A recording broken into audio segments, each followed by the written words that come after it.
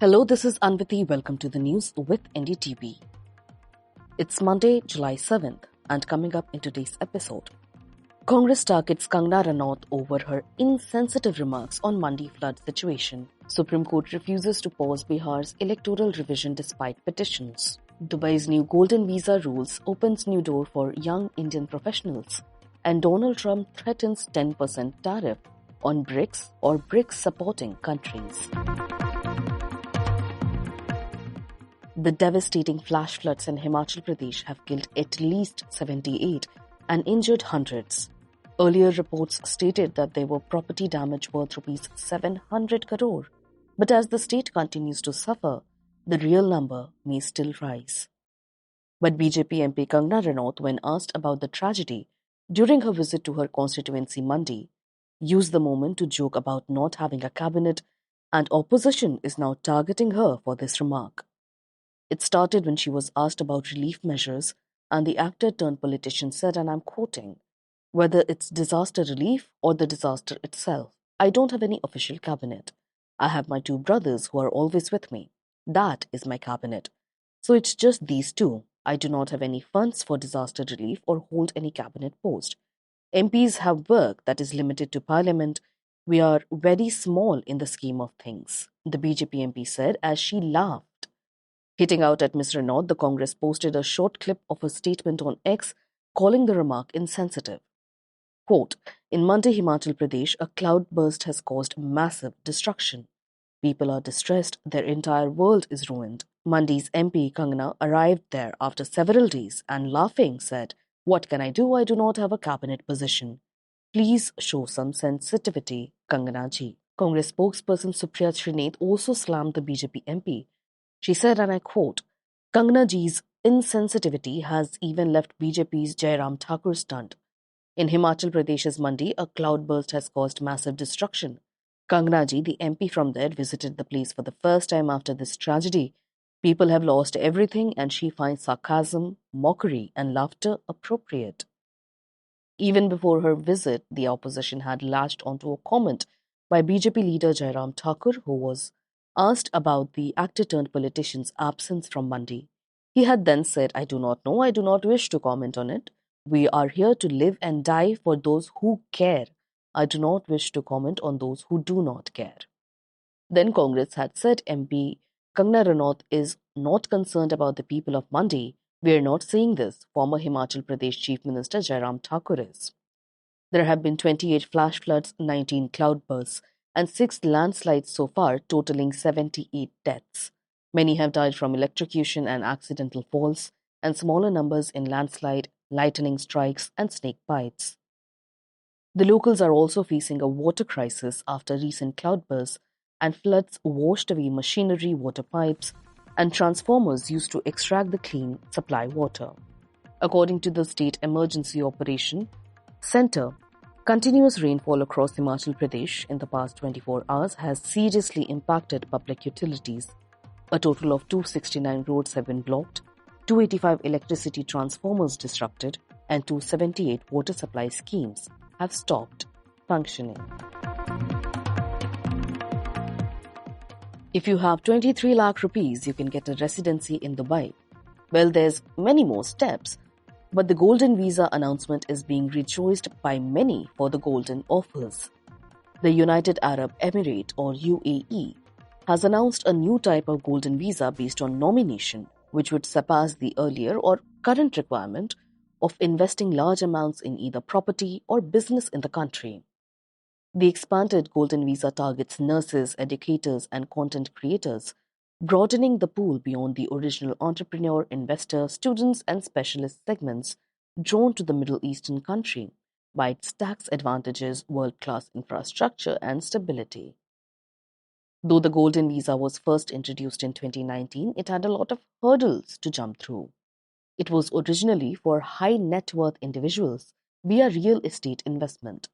In 2022, the minimum property threshold for a 10-year visa was dropped to AED 2 million, opening doors to a broader pool of investors. Immigrants could also get Dubai's golden visa by investing a large amount in a business in the country. But in May, the Golden Visa was expanded and now covers scientists, executives, frontline workers, school teachers, principals, and university faculty, along with nurses with 15 plus years of experience, YouTubers, podcasters, and digital creators, accredited esports professionals above the age of 25, and luxury yacht owners and maritime executives. Under the new nomination-based visa policy, Indians can now enjoy the UAE's Golden Visa for life by paying AED 1 lakh, which roughly amounts to 23.30 lakh rupees in Indian currency. Beneficiaries and people involved in the process have told news agency PTI. Over 5,000 Indians are expected to apply for the nomination-based visa in 3 months. Golden visa bearers can then bring their family or even their servants to Dubai and engage in a profession of their choice. According to Rayad Kamal Ayub, managing director of Rayad Group, Indians have a golden opportunity to get the UAE's golden visa. Quote, whenever an applicant applies for this golden visa, we will first check their background, which will include anti-money laundering and criminal record checks, as well as their social media, quote, said Rayal Kamal, as reported by news agency PTI. The background check will also show if and how the applicant can benefit the UAE's market and business activities in any other way such as culture, finance, trade, science, startup, professional services, and so on. Applicants seeking the UAE's golden visa under the nomination category may obtain pre-approval from their home country without the need to visit Dubai. The Supreme Court has refused to pause the SIR exercise being carried out in Bihar at the moment, but will hear multiple petitions against the voter list overhaul on Thursday. The Election Commission's Special Intensive Revision or SIR of the voter list in poll-bound Bihar has met with stern criticism from the opposition. The court accepted petitioners' request for an urgent hearing in the matter, but refused to pause the exercise for now.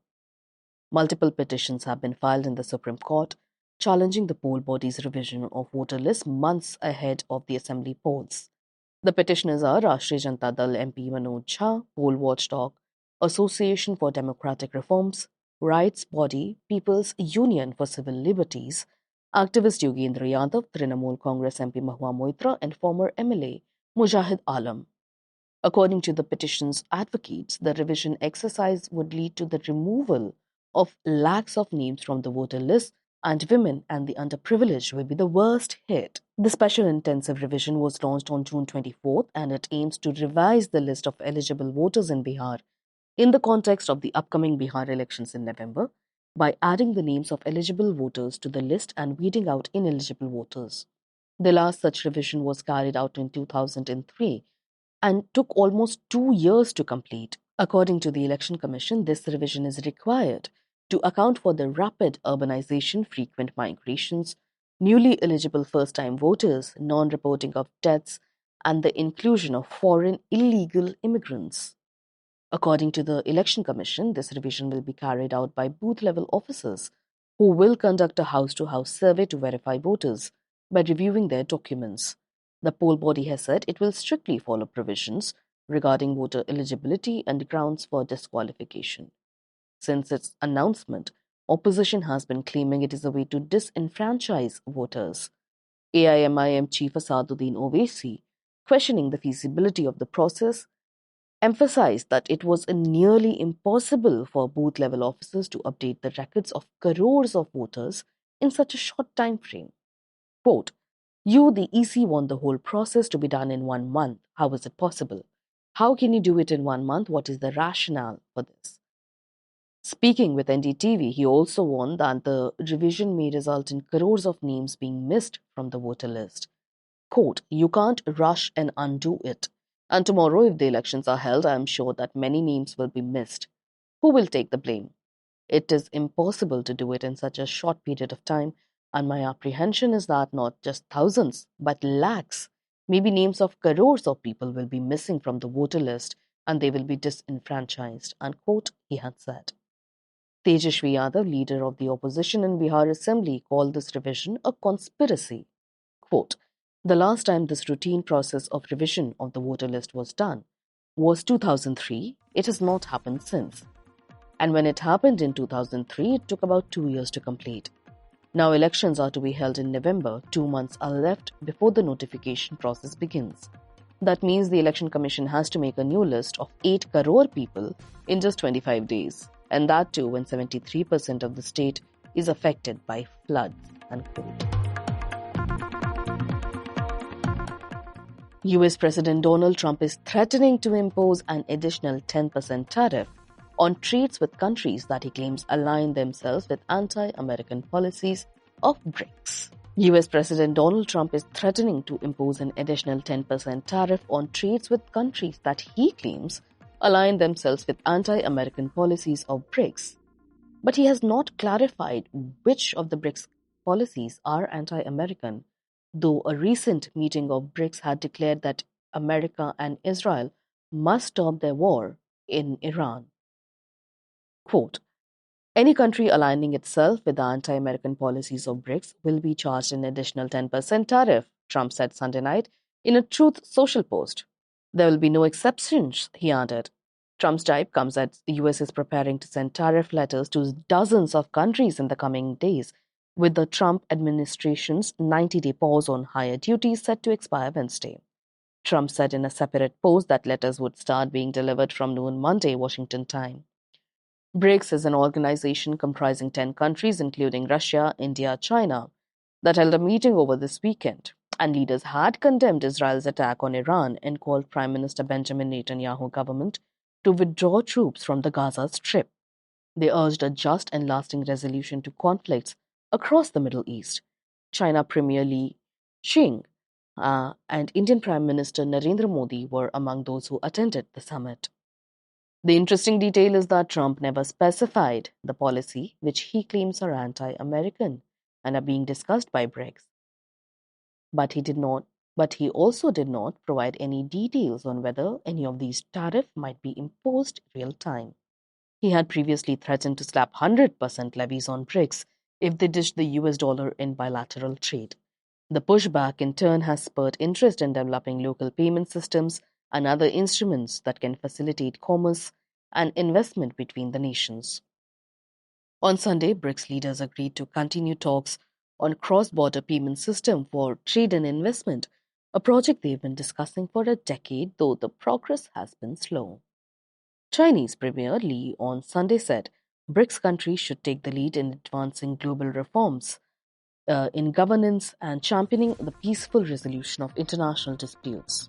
Quote, today's world is more turbulent with unilateralism and protectionism on the rise. China is willing to work with BRICS countries to promote global governance in a more reasonable, efficient and orderly direction, he had said. That's all for today. You were listening to the news with NDTV, your daily newspaper and TV bulletin wrapped in a compact podcast. If you want to catch up with the day's events in a hurry, do remember to subscribe to the News with NDTV on Apple, Spotify and the NDTV News app. This is your host Anviti, signing off.